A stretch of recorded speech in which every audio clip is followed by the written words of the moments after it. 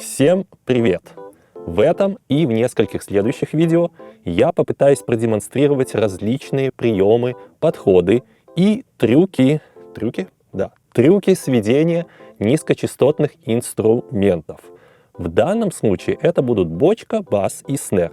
И может быть что-нибудь еще. Кстати, снэр считается низкочастотным инструментом, так как фундаментальная частота может быть ниже 200 Гц. Сначала я возьму 3 сырых микса и попробую свести барабаны, бас и, может быть, еще какой-нибудь инструмент на мониторах, которые стоят у меня за спиной. Я их использую только для перепроверки в самом конце работы и никогда не сводил на них от начала до конца. Они там стоят просто так. Первая цель данного эксперимента — это понять, что мы слышим правильно и неправильно в комнате, в том месте, где мы сидим. Вторая цель — улучшить совместимость миксов с другими системами. В частности, совместимость низкочастотных инструментов. То, что я буду показывать, связано с несколькими предыдущими видео об акустике, тренировке слуха и перепроверке миксов на разных динамиках. Данный эксперимент — это небольшая методичка и домашнее задание для вас. Хотя мне самому интересно, какой получится результат. Окей, давайте я объясню, что надо будет делать. Первое, с помощью тестовых тонов определяем, насколько корректно наши мониторы воспроизводят низкие частоты. Делаем это на слух, только на слух, и результат будет приблизительным. Если вы не смотрели 11 видео, то, пожалуйста, сначала посмотрите его. Второе, выбираем один из мониторов, на котором будем делать эксперимент. Позже узнаете, почему именно один, а не оба.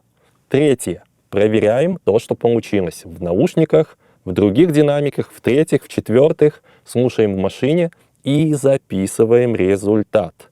Четвертое, анализируем результат, делаем выводы и пытаемся понять, как эти выводы можно применить на практике в следующий раз. Ничего не корректируем в наушниках или на других динамиках. Я буду соблюдать метод, о котором говорил в 39-м видео. Если вы сводите в наушниках, то данный эксперимент и подход тоже будет работать. Кстати, насчет переключения между разными мониторами. Между этим эпизодом и предыдущим, 42-м, я выложил кавер песни «Put Your Head on My Shoulder». Мы записали это 2 года назад, и сейчас я решил пересвести его. И во время сведения я нарушил метод из 39-го видео. То есть во время сведения на основных мониторах я переключался на те, что стоят сзади, делал на них какую-то коррекцию, потом слушал в одних наушниках, в других и тоже корректировал. И вы знаете что? Мне очень понравился результат. Но потом я сравнил с тем, что получилось 2 года назад, и какой же неприятный сюрприз. Из-за этих переключений и коррекций на разных динамиках я конкретно испортил микс. В очередной раз доказал, что если мы хорошо знакомы с акустикой комнаты, изучили и привыкли к звучанию основных мониторов, то все изменения делаем на них. Так, приступаем к тестированию мониторов на слух. Я проиграю несколько тестовых тонов от 63 и до 300 Гц на левом мониторе, а потом на правом.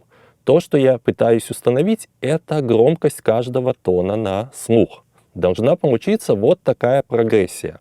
80 Гц должны звучать громче, чем 63. 100 Гц громче, чем 80. И так далее. Если более высокие тона звучат на одинаковой громкости или тише, чем низкие тона, то на этих частотах есть проблема. Какая проблема? Об этом я говорил во 2-м видео под названием «Симуляция контрольной комнаты». Помимо громкости, мы также определяем локализацию сигнала, то есть с какой стороны он звучит. Например, 63 Гц из левого монитора звучат строго слева, а с правого монитора где-то посередине. Или 125 Гц из левого монитора вообще звучит где-то справа. Записываем результат.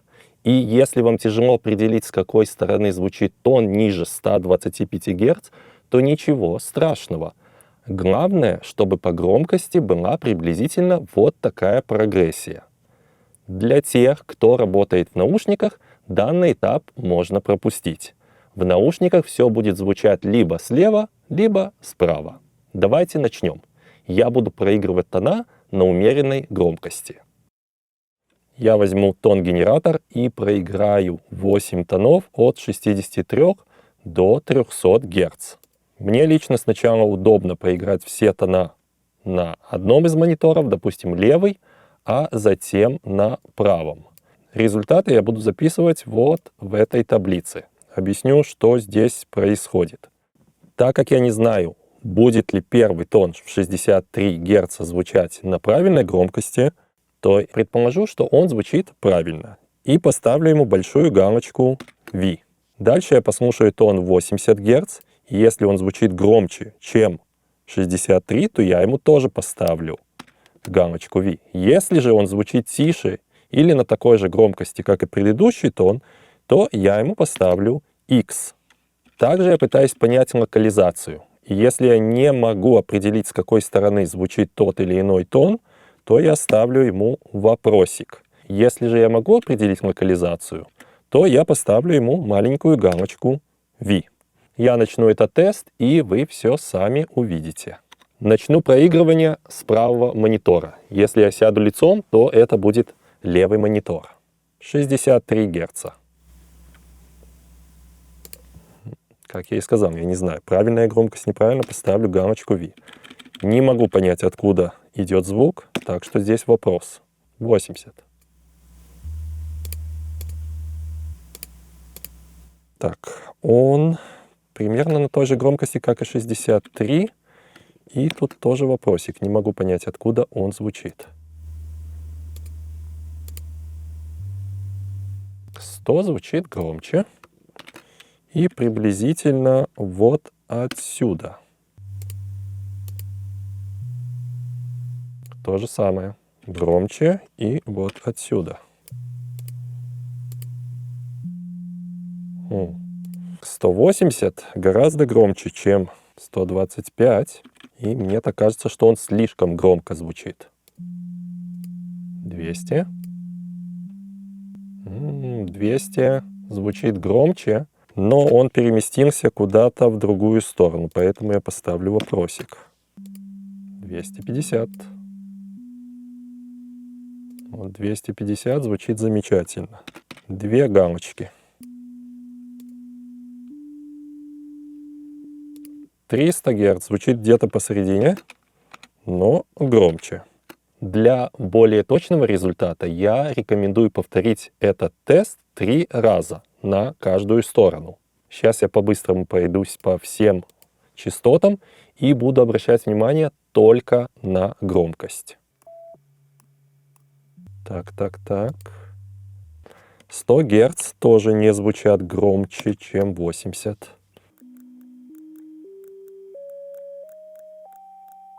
Теперь послушаем с правой стороны. С правой стороны это у меня будет слева. Замечательно. 2 галочки. Звучит строго с этой стороны. 80. Вау, вообще шикарно. Так, еще раз послушаю и буду обращать внимание на громкость. Так, отвлекла меня эта панорама. Они звучат на одинаковой громкости.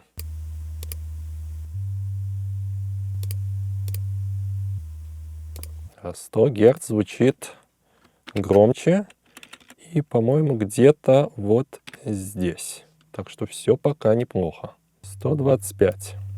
125 звучат даже тише, чем 100 Гц. Хотя локализация неплохая.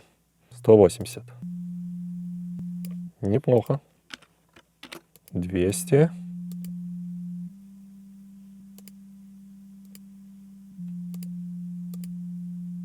Как мне кажется, по громкости они одинаковые. 200 и 180.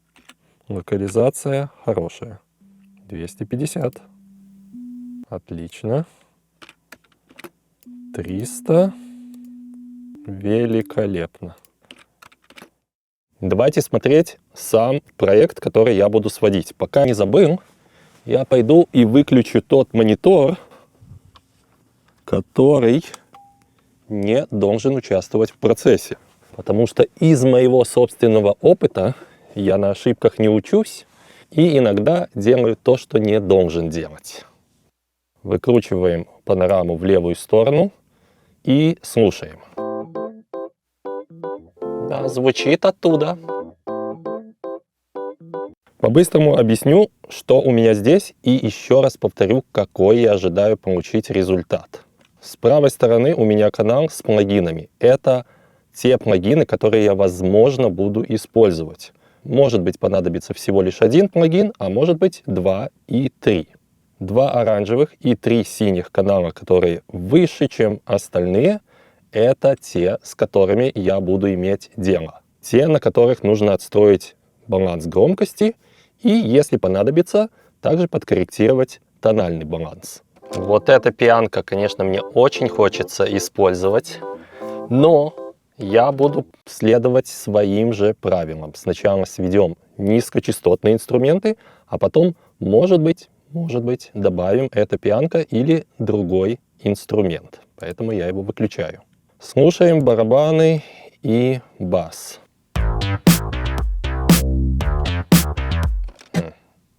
Я кик вообще не слышу. Это снэр, он доминирует. Где кик? Вот кик. Так как это у нас что-то среднее между фанком и диско-фанк, то я пойду на небольшую хитрость, немножко смухлюю. Если бы я сводил это на своих основных мониторах, то тогда у меня бы был полет фантазии, и я бы придумал какую-нибудь звуковую картинку. Так как я реально не знаком вот с этими мониторами, я не знаю, что получится, и цель этого видео, чтобы сделать какие-то выводы, проанализировать и потом прийти к какому-то результату, то у меня нету каких-то особых креативных идей. Поэтому, учитывая, что очень многие ретро-диско-хиты делались так, что на них обрезалось все, что ниже 90-100 Гц, то я не буду пытаться нарулить какой-нибудь такой мощный бас. Попробую сделать так, чтобы было слышно кик, но доминантным инструментом будет бас. И вот в этом проекте у меня 2 бас-канала. Один — это синтезированный бас, и второй — это типа реальная бас-гитара.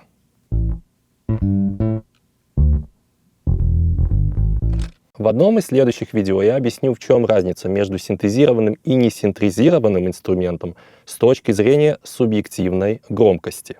Да, пока не забыл, судя по картинке, синтезированный бас, он не моно. Так как я не могу это услышать, на одном из мониторов воспользуемся анализатором.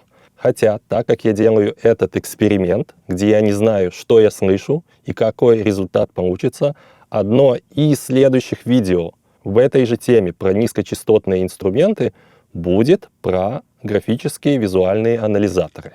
Смотрим на синтезированный бас.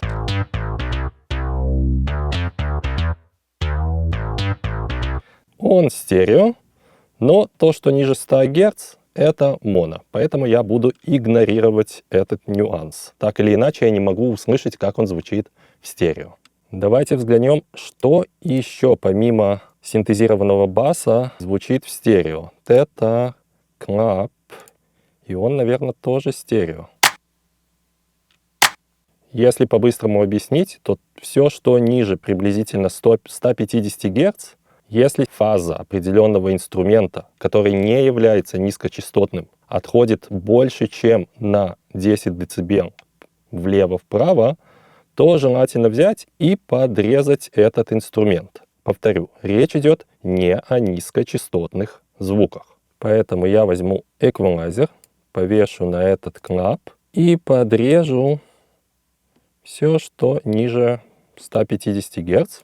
Посмотрим, как оно выглядит в анализаторе. Отлично.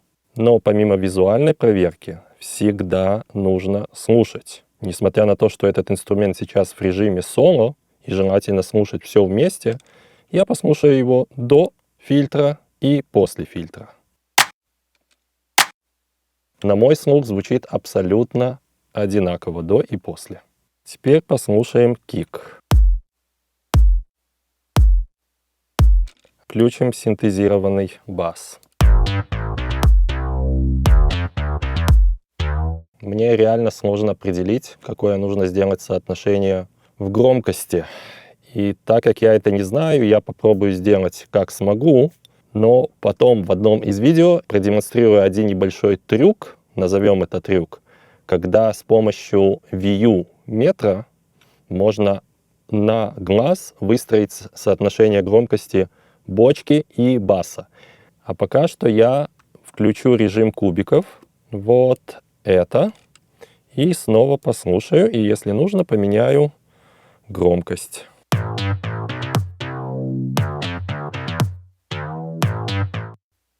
Неплохо. Возьмем только среднечастотный кубик. Как мне кажется, кик не должен так сильно доминировать, поэтому я его сделаю чуть потише.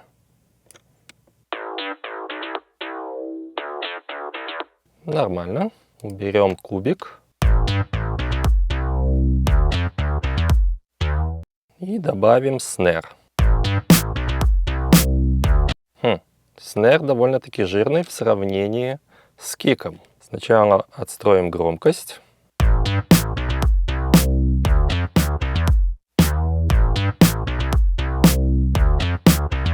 В данном эксперименте, в данном тесте я очень не хочу использовать компрессор. У меня рука тянется взять компрессор и повесить его на кик. В тот момент, как я это сделаю, эксперимент усложнится. И потом, когда мы будем анализироваться, пытаться прийти к каким-то выводам, это будет очень тяжело. Поэтому я попробую обойтись без компрессоров и буду использовать только ручки громкости и эквалайзер. Так как мне кажется, что снэр звучит слишком жирновато, я возьму вот этот эквалайзер и попробую отрезать все, что ниже 100 Гц. Слушаем только снэр.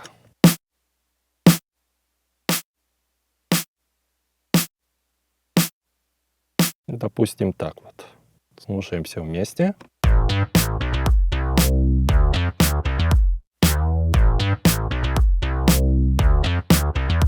Где-то так. Дальше. Так как я не могу понять, насколько правдиво воспроизводятся низкие частоты на вот этом одном мониторе, снова воспользуюсь аналайзером. Посмотрим частотные пропорции ниже 60 Гц.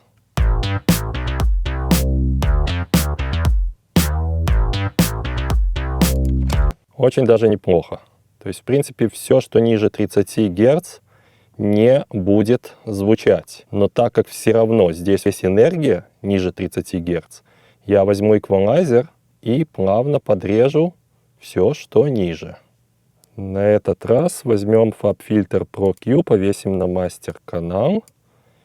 И все, что ниже 30, с более резким слоуп. Теперь снова включим кубик.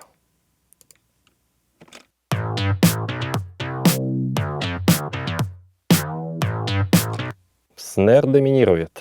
Вернемся снова к эквалайзеру. И в этот раз я подрежу верха.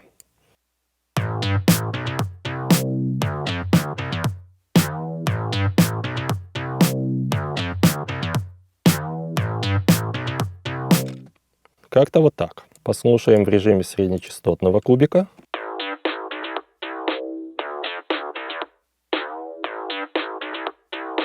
Теперь, на мой вкус, как мне кажется, вот этот синтезированный бас, он слишком яркий. Если бы я слушал это на своих основных мониторах, тогда бы я сразу понял. Так как мне кажется, что он яркий, подрежем верха. Возьмем снова пультиковский эквалайзер.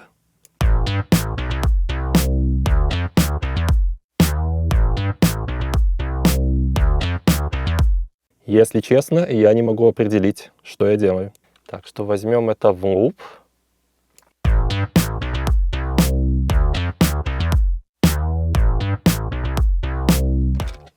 Ничего это не делает. Повторю еще раз, я слушаю это на очень умеренной громкости.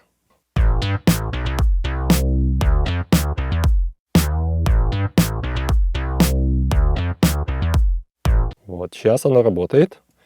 Здесь немножко поменяем ширину Q. Вот этот параметр отвечает за ширину Q высоких частот.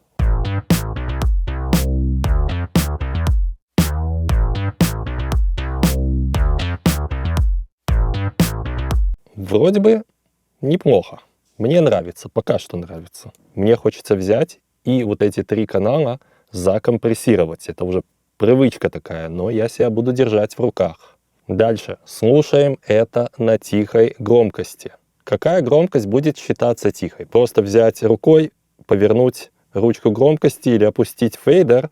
На самом-то деле есть такое полунегласное правило в определенных больших консолях, в мониторинг-контроллерах. Есть такая кнопка, она либо называется Trim, у меня в моем конвертере это называется Dim.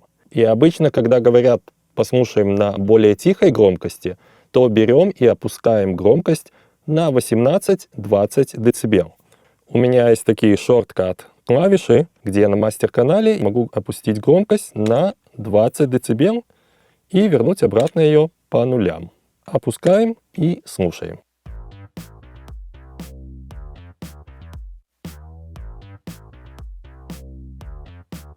Да, это тяжело. Синтезированный бас портит всю малину. Хотя я уверен, когда мы добавим остальные инструменты, гитары, пиано, хай-хеты, то все встанет на свои места. Но самое главное, не отвлекаемся от цели. Потом надо будет послушать на других мониторах, в наушниках, в машине и определить, звучит ли оно приблизительно так, как я слышу сейчас на этом мониторе, или оно не звучит так. Дальше я могу сделать перерыв на несколько минут, либо просто перескочим туда, где есть обычный несинтезированный бас. Слушаем.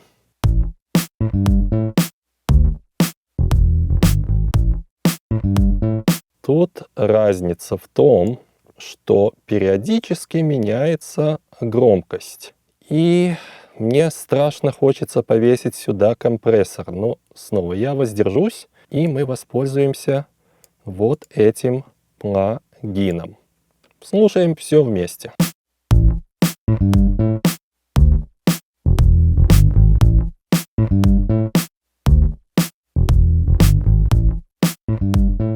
Неплохо. Вот в данной секции мне хочется, чтобы бас доминировал. Я даже не буду менять никакие настройки в этом плагине. Теперь слушаем переход синтезированного баса на обычный.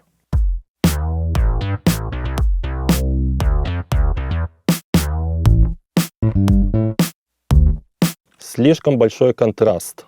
Синтезированный бас не имеет такой сильной низкочастотной составляющей, а этот обычный довольно-таки такой жирноватый. Поэтому возьмем эквалайзер и немножко уберем, подрежем этот жирок. Вот так. Поставим где-то на 60 Гц.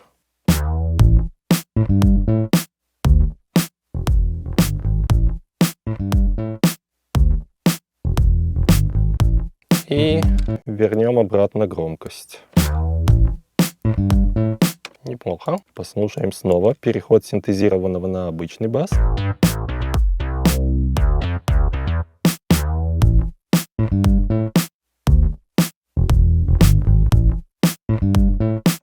Можно еще помассажировать, но я пока оставлю все как есть. Меня раздражает бочка.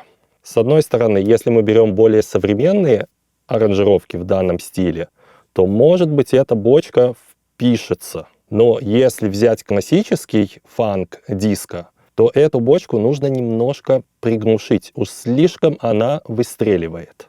Снова возьму эквалайзер.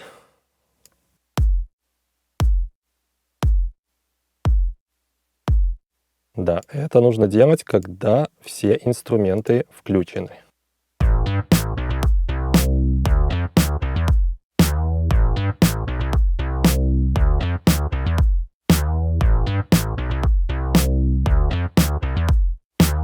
Послушаем в режиме среднечастотных кубиков. Отчетливо слышно эту бочку, поэтому я еще немножко ее приглушу.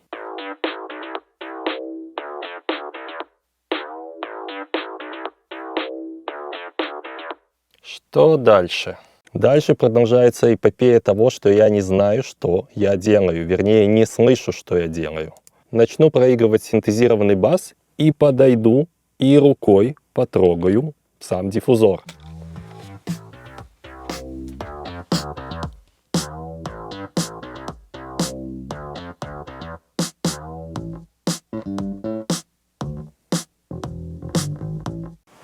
Зачем я это сделал, расскажу в следующем видео. Дальше, прежде чем послушать в наушниках и на маленьком динамике, я сделаю 5 минут перерыв, вернусь и заново послушаю как есть. Прошло 5 минут. Слушаем. Так, что с обычным басом?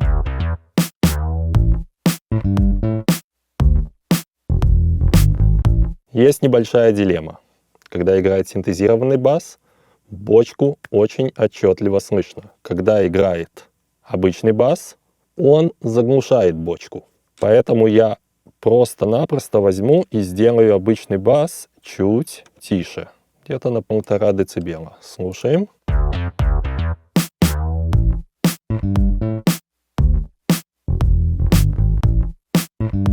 Отлично. Каждый раз, когда я делаю какое-то изменение, я слушаю всего несколько секунд. Если я поставлю в луп какой-нибудь фрагмент и буду слушать этот луп в течение минуты-двух, то уши замылятся, и я не буду понимать, что надо делать. Как мне показалось, на синтезированном басе нужно взять и сделать верхнюю средину чуть тише. Поэтому я возьму еще один пультиковский эквалайзер. Поставлю его на единицу. Нужен более широкий Q. Послушаем до эквалайзеров. Ярко, прикольно, но, как мне кажется, это потом вылезет боком. А теперь после эквалайзеров.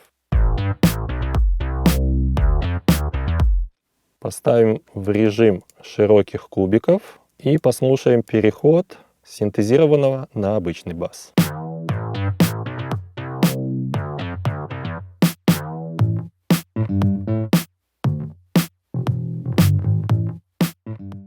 Нормально, сойдет. Теперь давайте добавим клап, хлопок. Послушаем все вместе. Здесь можно поставить это в луп.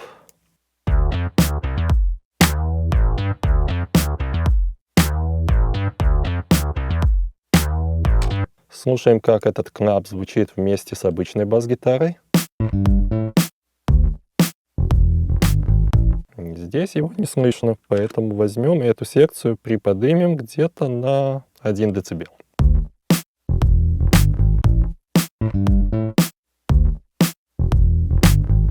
Как мне кажется, его надо подрезать по верхам, но я оставлю как есть. Последнее, прежде чем послушать на других динамиках, это добавим какой-нибудь инструмент. Либо пиано, либо здесь есть ритм-гитара. В этой секции нету пиано, так что вопрос решен. А вот во второй секции есть. Слушаем. Тише, тише. Всегда, когда я принимаю решение сделать тише или громче определенный инструмент в среднечастотной зоне, у меня в голове звучит виртуальный голос. Если это микс в процессе, аранжировка в процессе и в дальнейшем появится голос, то я не сижу и не трачу много времени на баланс громкости и эквализацию среднечастотных инструментов. Все равно потом придется переделывать. А так как я знаю, что пиано звучит в среднечастотном диапазоне, то берем среднечастотный кубик и отстраиваем громкость пиано вот в этом режиме.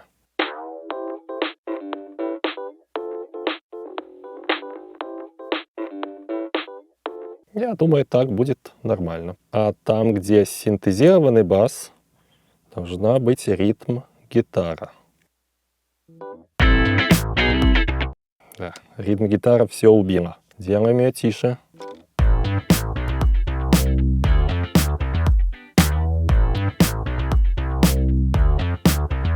Как мне кажется, этой ритм-гитарой я испорчу весь эксперимент.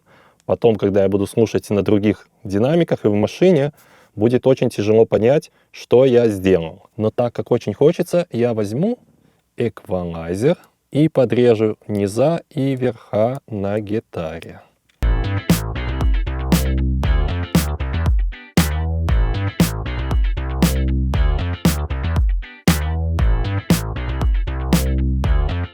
И дальше сделаю ее очень тихо, чтобы она еле-еле пробивалась через микс. И снова я это делаю в режиме среднечастотных кубиков.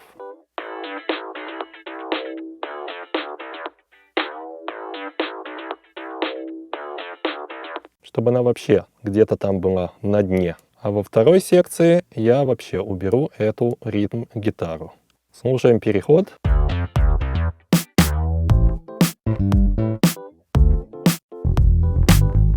Замечательно. Теперь я это послушаю на маленьком говнодинамике.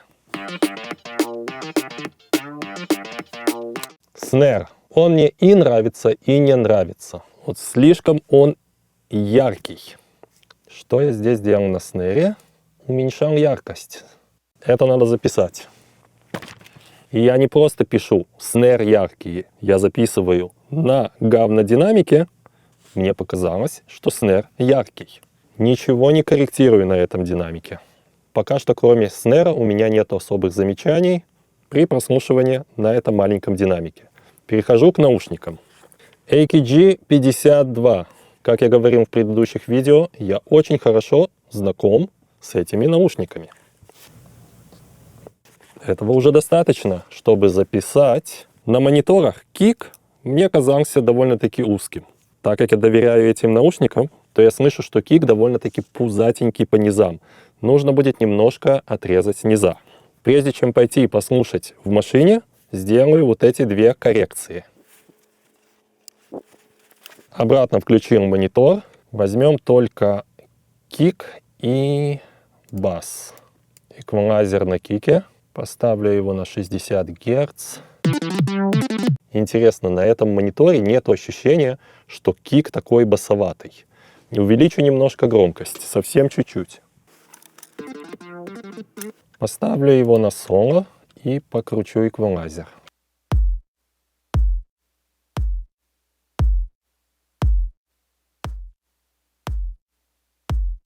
Это кик, а второе замечание — это был яркий снэр. Включу только кик и снэр.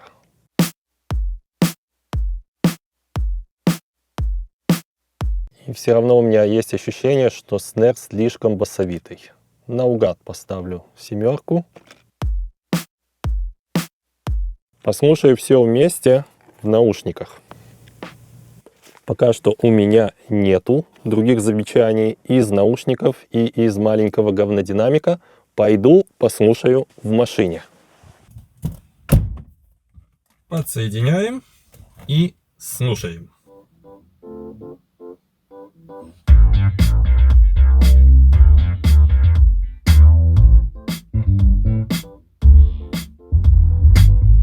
Очень интересно. Сейчас я вернусь обратно в свою берлогу и расскажу, что услышал. Не все так плохо, как я думал. Хорошая новость – это то, что я более-менее смог отстроить баланс громкости. По шкале от 1 до 10 я даю себе 7. Что касается тонального баланса, то здесь я услышал следующее. Синтезированный бас имеет саб-низа, и я этого не слышал на мониторах за спиной. Несмотря на то, что я подрезал кик, он все равно звучит слишком массивно и жирно для данного стиля. Бас-гитара во второй части тоже слишком уходит в зону ниже 60 Гц. Когда я начинал сводить, то сказал, что попробую приблизиться к диско 70-х, так, чтобы не сильно колбасило ниже 100 Гц. Но вместо этого получилось что-то наподобие Daft Punk Get Lucky. Так как баланс громкости в первой и во второй части нормальный, то что мне надо сделать, это подрезать низкие частоты на мастер-канале. Но я не хотел бы этого делать наугад. Как мне кажется, на этих мониторах я не услышу то, что происходит ниже 100 Гц, если буду слушать на умеренной громкости. Поэтому всего на несколько секунд подниму немного громкость и попробую подрезать низ так, чтобы получилось что-то среднее между Daft Punk и Boney M. Но с увеличением громкости есть другая проблемка. Объясню через минуту. Прежде чем поиграться с обрезным фильтром, я проиграю кик в соло и на слух отстрою громкость примерно так, чтобы в этом месте было приблизительно 83-85 SPL dB. Также подойду послушаю возле самого монитора. Однозначно, в этом месте, где я сижу, есть довольно-таки существенный провал в диапазоне между приблизительно 60 и 120 Гц. Ладно, не буду отчаиваться. Теперь включим все вместе и попробую поиграться с обрезным фильтром.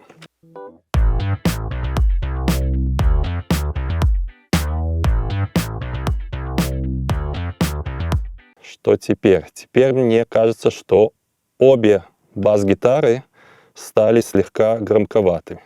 Возьмем обе гитары и наугад опустим приблизительно на 2 дБ.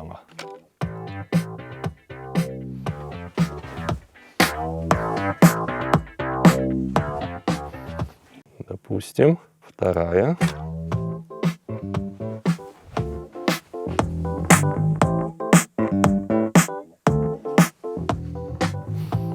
Окей.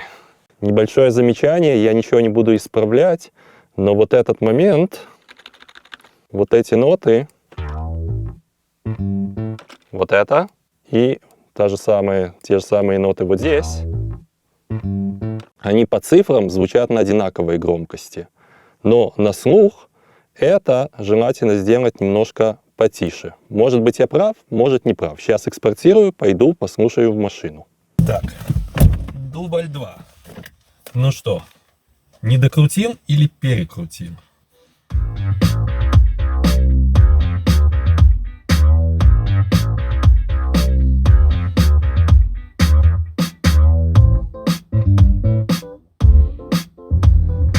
От 1 до 10 семерочка. Конечно, это не Daft Punk и не Boney M. В следующем видео я возьму еще 2 микса, но на данный момент уже можно сделать следующие выводы. Первое, у меня нет опыта работы с этими мониторами. Второе, на умеренной громкости я не слышу, что происходит ниже 100 Гц, даже когда подхожу. Основная причина — это провалы АЧХ на 80 и 100 Гц в этом месте, где я сижу. И вероятнее всего 60 Гц тоже. Такие программы, как SonarWorks, не решат проблемы с провалами. А когда мы поднимаем громкость в надежде услышать, что там происходит ниже 200 или 100 Гц, то на самом деле эти провалы становятся еще глубже. Поэтому тут есть 2 варианта. Либо экспериментировать с расположением мониторов, либо придется перепроверять в наушниках и бегать проверять в машину. На сегодня все. До следующего видео.